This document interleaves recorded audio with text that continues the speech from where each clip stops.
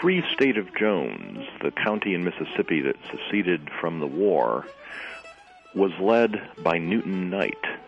But an equally important character, less well known to history, was Rachel Knight. We'll find out more about her when we return on Civil War Talk Radio.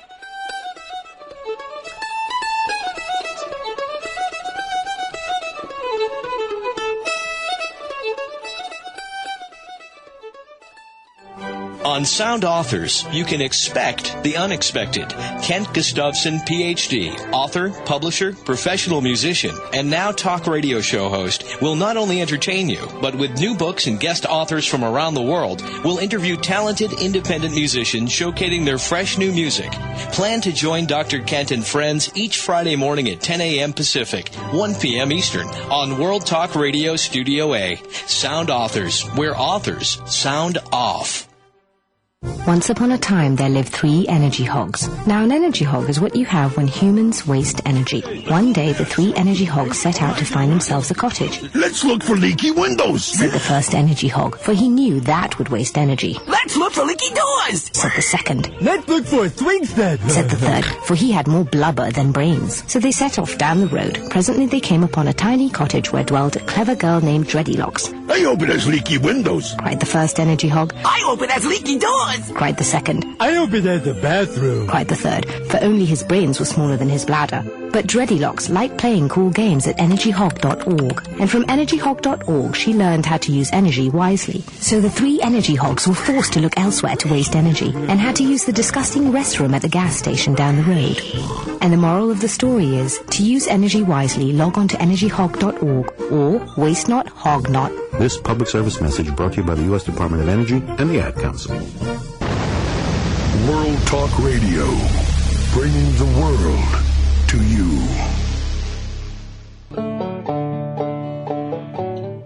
Welcome back to Civil War Talk Radio. I'm Jerry Prokopowicz, talking today with Vicki Bynum, author of The Free State of Jones, Mississippi's longest civil war.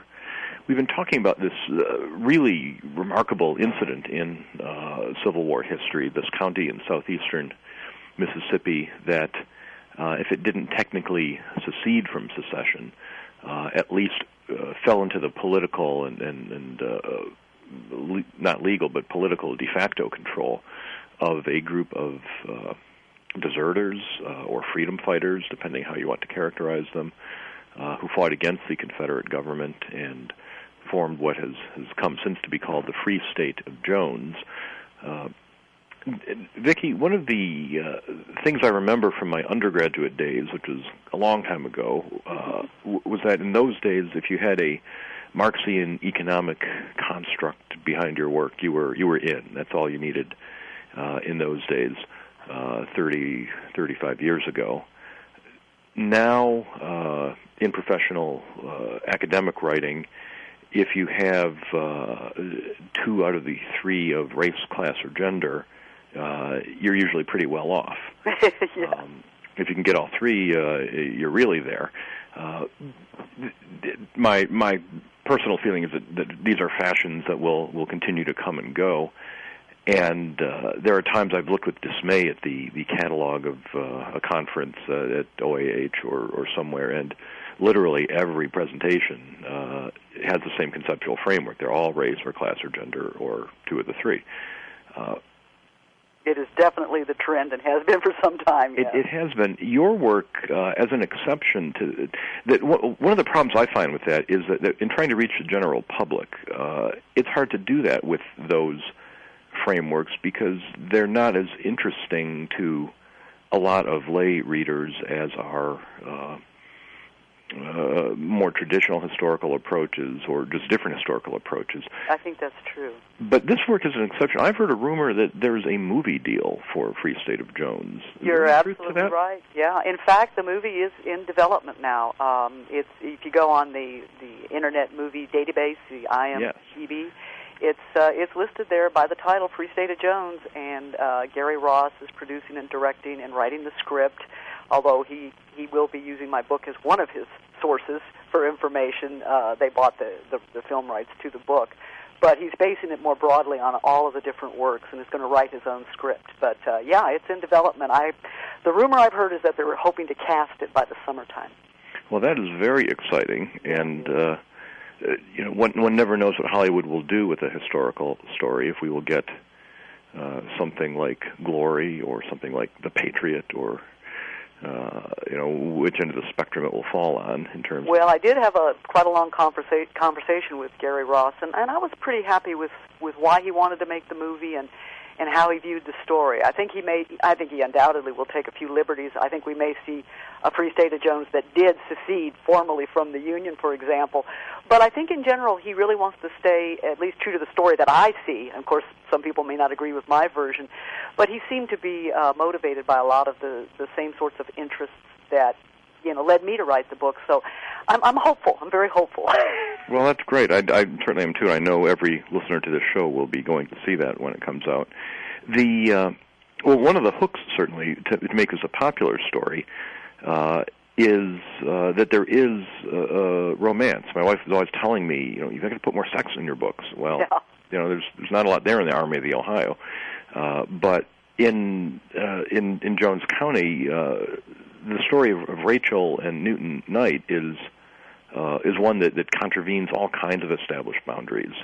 Yes. Tell us about that. Well, and what's really interesting is I first started getting interested in researching the Free State of Jones because my father was from Jones County, and I was soon to learn that the Bynums were very caught up in the Free State of Jones on both sides of it. But what I also didn't know was that there was this slave woman, Rachel Knight, who was all caught up in it. I mean, I had not read Ethel Knight's book yet. Ethel Knight is a local historian, a descendant of the Knight family, who wrote a very, very lurid book about it back in the early 50s, and she hated Newton Knight. She hated what he represented to the Knight family because she came from the pro-Confederate side of the family. So she exposed the story of Rachel and Newton Knight's romance in order to basically blacken his reputation, sort of literally and figuratively. Rachel Knight was a slave of Newton Knight's grandfather, and during the war, Rachel and Newton became collaborators. I mean, Rachel Knight was very important, as many slaves were, in aiding those deserters or freedom fighters, however we want to think about them, but in aiding them in resisting the Confederacy and arrest. And what happened is that their relationship did evolve into a romance, but even more complicated is that it also evolved into interracial marriages between several of their children. Not the children they had together, but the children they had had in former relationships. So that basically you have a community by 1880 of at least 3 interracial relationships that then continue on into the 20th century. And the whole mixed-race Knight community is still very visible, very present, and very cohesive even today, although many descendants of this mixed race community have long moved away from the area.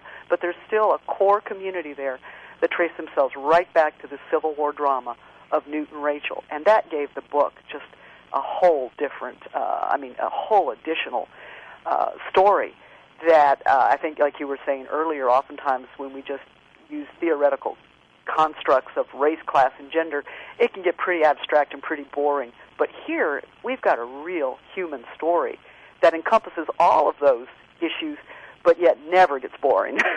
No, you went to Jones County and talked to some of these descendants. I did. I went and spent a few days there. I've gone to their family reunions and twice. And especially a few pivotal people have really shared with me. I mean, I could never have written up all the chapters on that side of the story had they not eventually, come to trust my motives. Because remember, these are descendants who were really slandered in the Ethel Knight book, presented as a strange people who, should never be allowed to bring an end to segregation because she was writing in 1952. And they had been pretty burned by that book, and it took quite a while to say, well, really, I'd like to write a very different kind of story. And eventually, at least a good number of them came to trust me and provided me with just wonderful information, photographs, memories, all of that sort of thing. Well, the story gives us an insight into the social construction of race in a remarkable way, because you use the phrase white Negroes to describe the Knight's descendants. Yes. These are people from the photographs in your book who look to the casual observer to be what we would classify as white in some cases. Mm-hmm. Yeah. But according to the laws of Mississippi, at least as late as the 1940s, 1950s, they were legally not white, and that constrained them in all kinds of ways. That's right. And what it created was a whole variety of different sorts of communities and self-identification among the descendants themselves.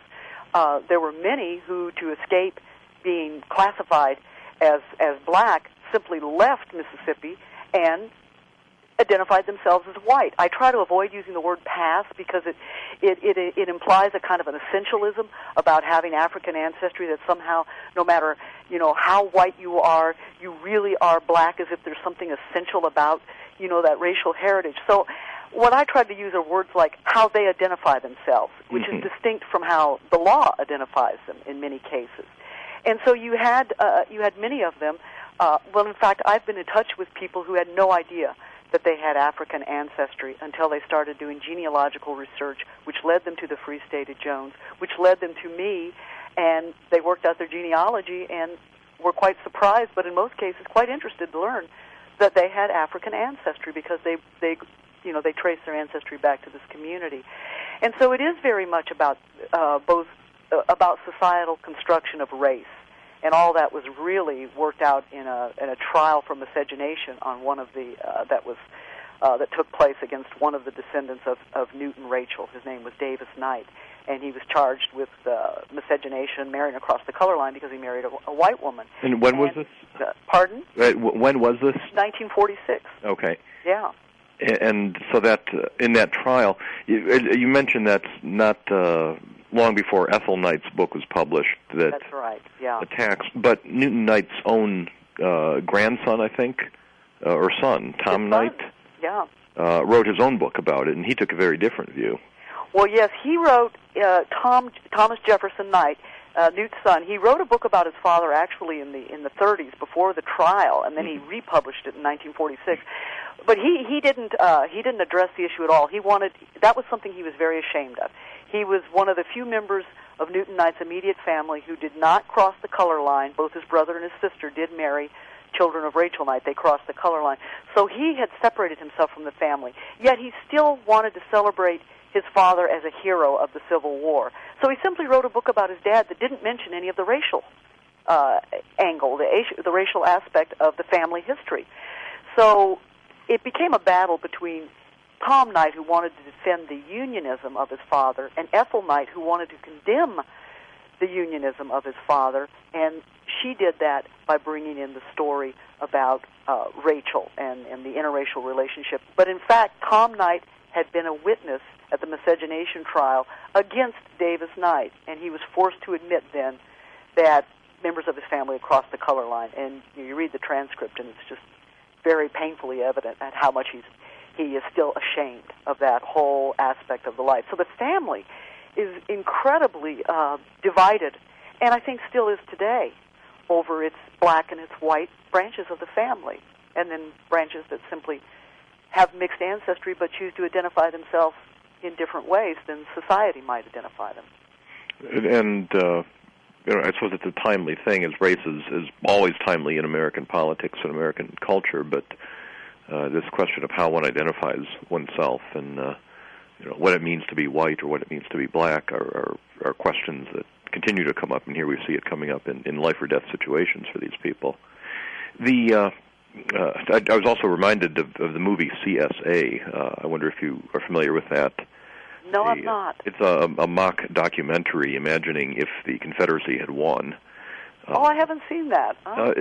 It's worth digging up. I'll recommend it to our listeners as an interesting look. The Civil War angle doesn't take very long, but then it traces the history of the United States up to the 21st century. throwing in occasional commercials for the sponsors of extremely racialized products. Wow. Many of which turn out at the end of the movie to be actual products from the 20th century. And I bring it up because this will be a spoiler. If you don't want to know how the movie ends, don't listen. But a figure who becomes a Confederate national leader and adheres to the continuing racial policies discovers through genealogical revelations that, in fact, he has African ancestry. Mm-hmm. His reaction is quite different from the one you mentioned, where your friends were interested. Yeah. In the movie, the guy takes a much different response, but you'll have to see the film. Oh, yeah. I mean, I think that would be so interesting. And one of the things that I really learned as I did this research is just how easily that could happen. I mean, you know, in our society, it's been very typical to focus on light-skinned African Americans or light-skinned people who have African ancestry. But one thing we haven't done often is turn that mirror over and say, doesn't that also mean that a lot of people who are white today do have African ancestry and don't even dream of it? I think I said that backwards. What I was trying to say is that African American people we accept very readily oftentimes have Anglo ancestry or European ancestry, right. But we very seldom stop to contemplate just how many people who have always been identified in their lives as white, never would have thought of anything different, do in fact have African ancestry and various other ancestries. I think a lot of the DNA projects are now really bearing that out. I think that would certainly be the case. Let's go back to 1864 for a minute here, where Ethel Knight and Tom Knight in the 1940s and 50s are arguing about whether Newton Knight was a hero for his unionism or a scoundrel for it. In 1864, he was the leader of the group that is named after him, the Knight Company. This gets up to maybe 100 men at one time? Upwards to there. I'd even go so far as to say maybe 125. But in the lists that I've seen, I don't think it's ever gone above 99. I think I could put together a list of 99 actual names. And do they actually march about and fight as a military company? They do. They muster. They do those sorts of things. You know, Newton Knight sued the U.S. government, or petitioned, I should say, the government for compensation as a unionist up until 1900.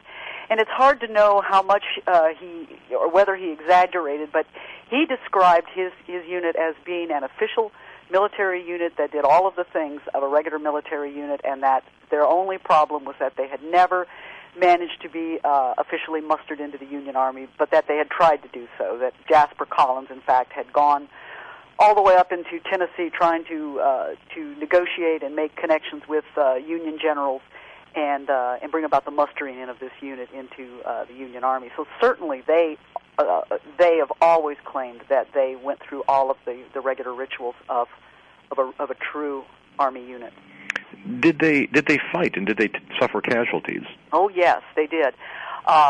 They had sporadic battles throughout the war after being formed in 1863, and in fact Newton Knight recorded each and every one of them, and he recorded in his own handwriting in surviving documents that he later used to petition for compensation. So they had a number of battles. I think it's 6 or 7 that they considered the most important, and the most important one was against Colonel Robert Lowry, who was sent in by the Confederacy to put them down. I mean, if you go into the official records of the Confederacy, you see all sorts of correspondence going on about what's going on down there in Mississippi in that Jones County area, and so both Major Maury and then Major Lowry, their names rhyme, which only makes it more confusing. They're both sent in within a 2-month period to try to put them down once and for all, and they do a pretty good job of decimating the Knight Company. They do manage to execute 10 men. 10 men are executed. The rest of them either flee down the Mississippi River and make it to New Orleans, where they join the Union Army, or a good number of them are forced back into the Confederacy. It's either go back into the Confederacy or be executed, and they do that. They end up prisoners of war, many of them, after fighting at Kennesaw Mountain. And then there's about 20, I think, is my best estimate, of men, including Newton Knight and Jasper Collins, the two major figures, who just remain in the woods and are never subdued, never caught. and are still there as a unit. Still, I don't know how well organized they are. They're much smaller after Lowry raids in April 1864. After that raid, they're much smaller, but they're never eradicated. They're never put down. They're never captured. And they do inflict casualties on the Confederates as well. Yes, they do. Yeah. So it's a real war we have going on here in Jones County. Yes. Well, we're going to take another short break. We'll be back in just a moment with Vicki Bynum, author of The Free State of Jones, Mississippi's Longest Civil War, and other books on the era. We'll come back and talk in just a moment on Civil War Talk Radio.